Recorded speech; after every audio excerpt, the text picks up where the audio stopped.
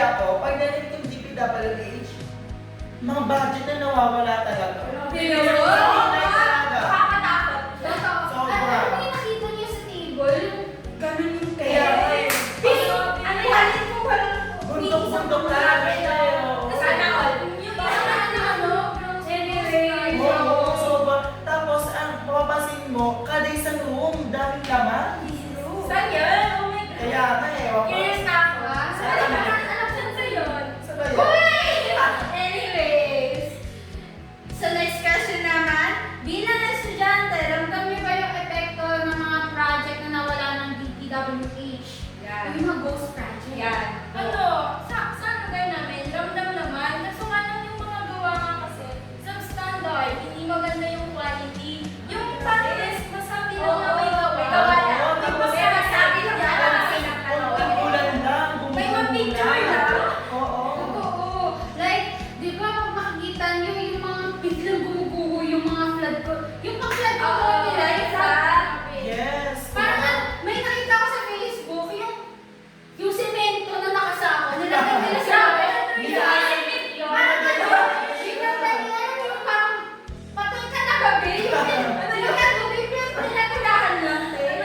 Niladali talaga yung gawa. So, like, walang quality. Anyways, the third question. Yes. Please give them. Okay.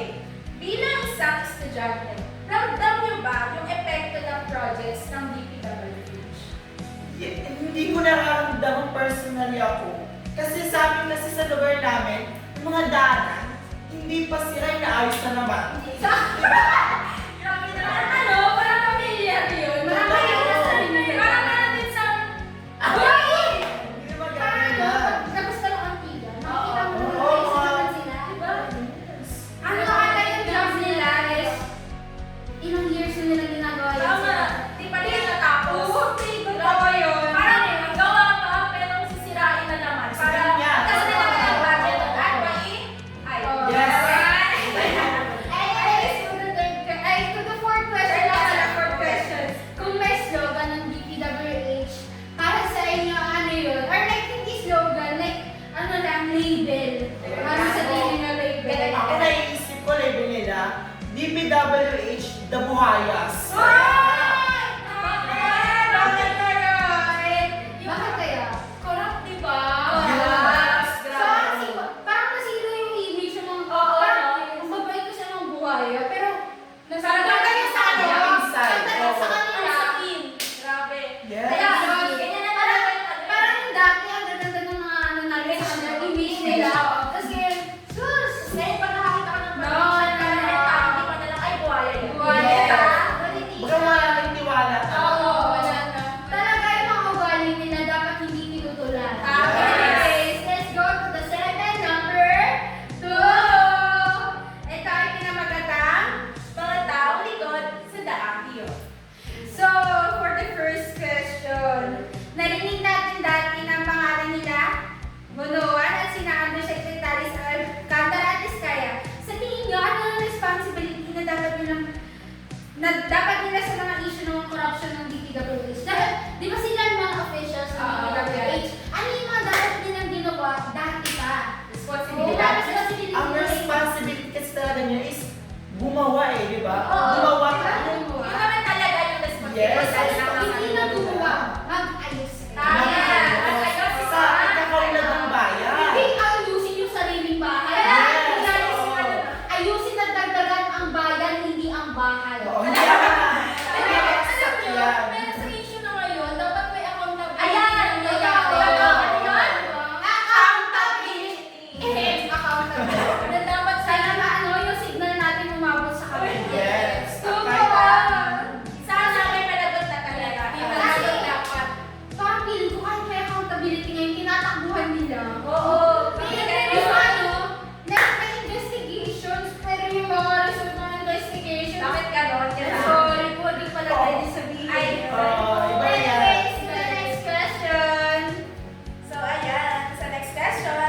So, do you think leadership starts the culture? Like, kung malinis si top official, then, malinis din ba yung baba? Or makisimak yung ba talaga sa gobyerno? Yes, for me. Dapat, kung dapat malinis talaga ang nasa top officials natin para yung mga susunod sa kanya or mga nasa sakupan niya ang gagaya sa kanya. Tama, di ba role model? Yes! Role model. Sabi nga nila, kung gusto mo gayahin na dapat yung matino, kaya kung nagkakaroon tayo ng leaders, dapat maganda. Sila nga yung ano, tutularan. Yes, Tutularan. Also, di ba pag usually kasi, pag nagkakaroon ng mali sa baba, usually nagsistart talaga yan sa pinakataas. Anyways, Role model na nila is yung leader dapat. oh, dapat yung ginagawa nila is pinapakita ng leader. May responsibility dapat. Yes. So next naman tayo, kung may chance kayong tanungin ang mga secretaries and officials ng DPWH, ano yung unang tatanungin sa Ay, ang kanila? first. Yes, Yes. gusto ko yan. Ito eh, chance ko Asa talaga ba eh. yun? Oo, ang gusto kong tanong, bakit nagkaroon ng corruption? Ayan. Diba? Ayan talaga yun. Bakit may ghost project? Kasi dapat, in the first place, alam talaga nila kung saan Oo, pupunta ang mga diba? bagay. Actually, in the first place, dapat walang ghost project. Totoo. Dapat walang corruption na nagaganap. Ayun ba yung purpose nila? Hindi naman, di ba? Kaya nga Kaya eh. mas nag-ano yung Grabe, di ba? officials, eh, dapat. Di ba nga ano yung sabi ng mga ano sa atin, ng mga dati na pag nasa officials ka, dapat sila yung nag-guide. Hindi Tama. sila yung nag-create ng problem. Gusto ko. Tsaka Pero pero ng taong bayan yun, dapat hindi nila binubulsa. Totoo. Totoo. Gusto solusyon, hindi problema. Totoo. Kaya nga sila binoto eh. Diba? Binoto ba sila? Ay! Binoto, binayaran. Ay, di ba? Ito yung maraming niya. Sa segment number 3. Ayan, ang kwento ng isang butas sa kalsada. So, question, let's get real ha. Ilang beses na ba kayo nadaanan ng kalsadang under construction since forever? Ilang beses nyo na parang naranasan na mga daan sa ganun? Parang ano yung daan, hindi na natapos Oo, doon. ganyan. Ay, sa amin talaga mismo. Alam mo ba?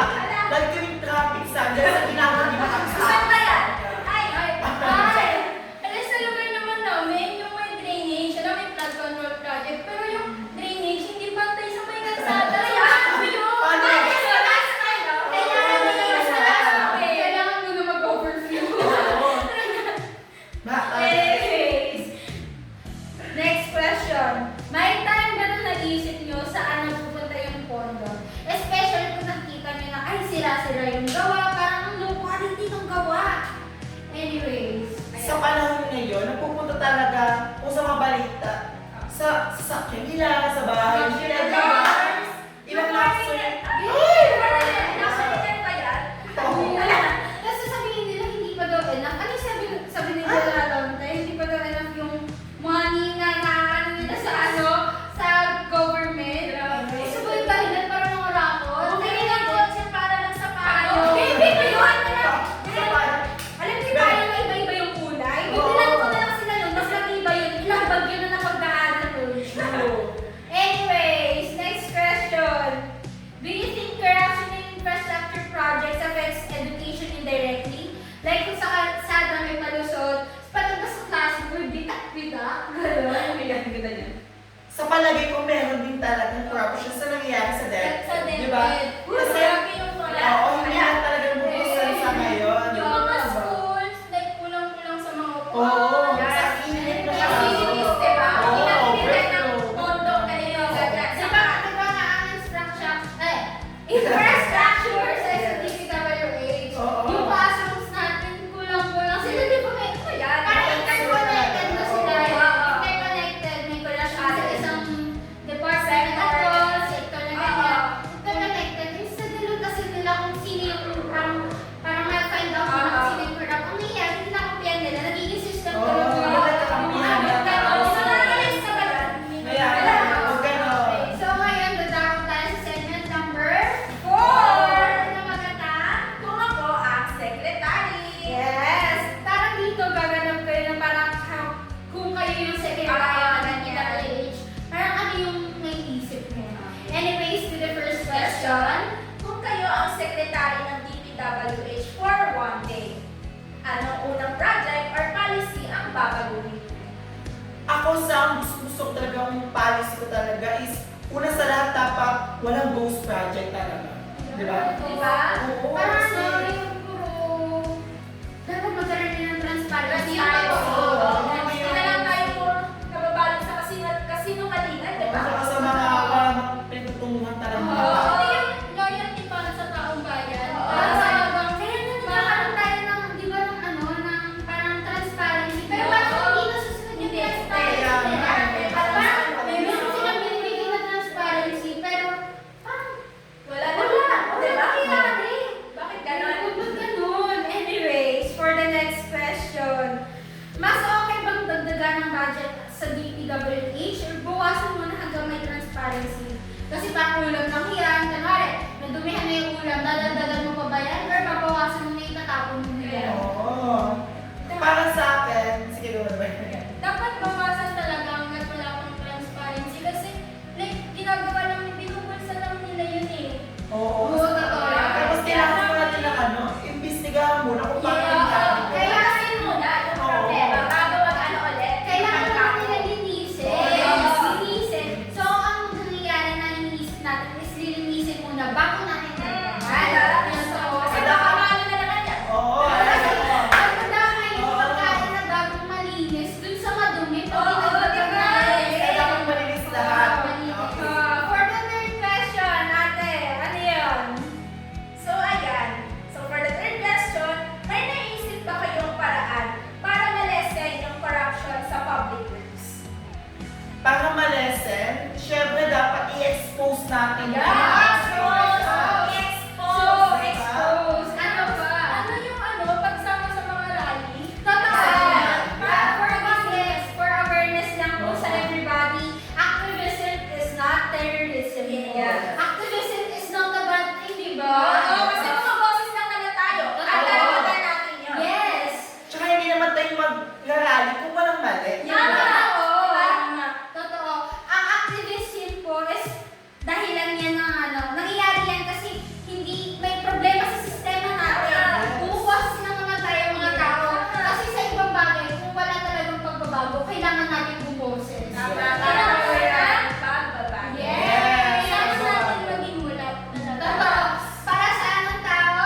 Ang tao, ang bayan, ngayon ay lumalaban. Anyways, for the segment number 5, Real Talk Edu Perspective.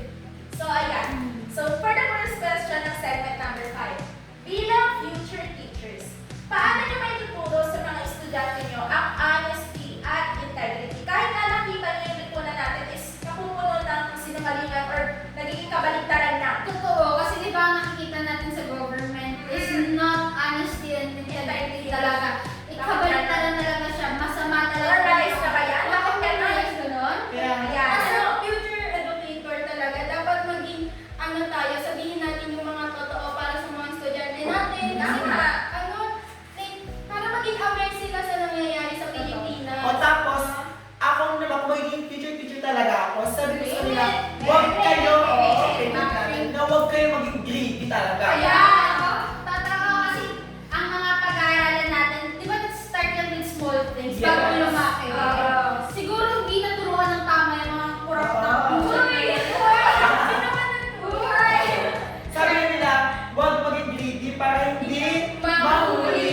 Naalala niyo yung kay Miss Clara David, di ba may documentary siya? Oo, Di ba? sabi niya. Doon sa may ano, fisherman. Di ba puro isda daw doon? Oo. Tapos parang, bakit sabi ni Miss Clara, di ba may Hindi huliin Oo, siya. para magkaroon ng pagkain kinabukasan. Madami. oo. Ano yung sabi ng fisherman? Sabi ng ano, fisherman, na kinabukasan nandun pa rin naman sila, hindi naman sila mawawala. Bakit kukunin lahat? Oo. Totoo, di ba? Kasi pag kinuha mo yun, parang may iba. Oo, di ba? Diba? Dahil hindi na mawawala yan. Oo. Then, kakainin mo ba lahat? And dapat kung paano lang yung kakain natin is yung sapat. Oo. Hindi na kayo naman. Alam niyo kung bakit? Wala kasi silang kabusugan. Yes. Diba? Oo, Kaya kaya ano yun eh. ang title nila? Dabuhayas! Wala na yan na may title na sila. Oo, hindi na kasi mawawala sa kanila. Actually, hindi lang naman sa DPWH. Pero hindi na kami mag-discuss Oo, Oo, may tungkol talaga yan. Para sa iba na yan. Pero interconnected kasi yung mga dabuhayas na yan. Anyways, next po tayo. Sa totoo lang, tingin nyo ba pag nawala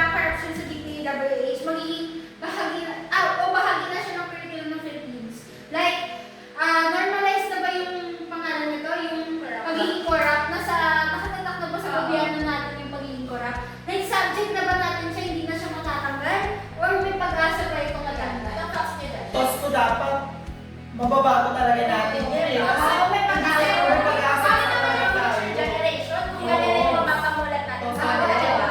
Dapat hindi nila normalize ang ganyan. Oo. Oo. Tsaka tayo ay educators. Tama. Turo natin sa mga Oo, bata. tayo yung mag-share ng knowledge sa kanila. Dapat bukas na natin yung isipan nila dito sa mga bagay na to.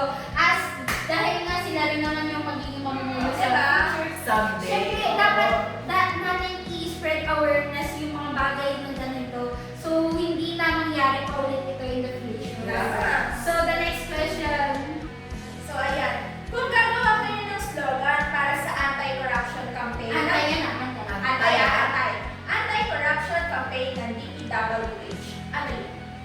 Ang sa akin is pagandahin ng daanan, hindi ang tahanan. Oo, hindi yung apakalaki ng bahay tapos yung mga project goes. Uy! Ganyan. Oo. Standard. Grabe. Ako lang magpapasok ng semento. Grabe. Tingin ba ba rin isang bag ng semento? Oo. Tama. Tapos papambili mo lang ng Gucci, di ko pa Uy! Ay! Uy! May mga gentleman pa. Kalma Ako na. may isa pa akong slogan. Sige, ano Ayusin slogan? siya daan, ayusin ng daan, ayusin ng bayan. Ang pera ng bayan ay para sa bayan. Yes! Update Hindi. tayo Ang dyan. pera ng bayan ay para sa bayan, hindi ang pera ng bayan para sa bahay, ah. Okay ba yun? Okay ba yun? Papagandahin ang bayan, hindi ang bayan. Oo ba? Tapos, kasi, pag pinapaganda na yung bahay nila, minsan tinatapon nila yung pera sa hindi magandang Oo, pamamagitan. diba? Next, Uy! Uy! Wala. Ano yun? Wala. Anyways. Grabe, ang dami na. Grabe, ang ganda na ng pag-usapan natin for today. Sobra. Grabe, ang dami natin natawa. Pero, salamat pa rin sa mga honest opinions Oo, natin. sir. Anyways, tandaan. So ayan, tandaan mga kabayan, hindi lang daan ang dapat matubig, pati puso at konsensya. This has been Corrupt Talks para sa mga gustong gumising, hindi lang pumorma.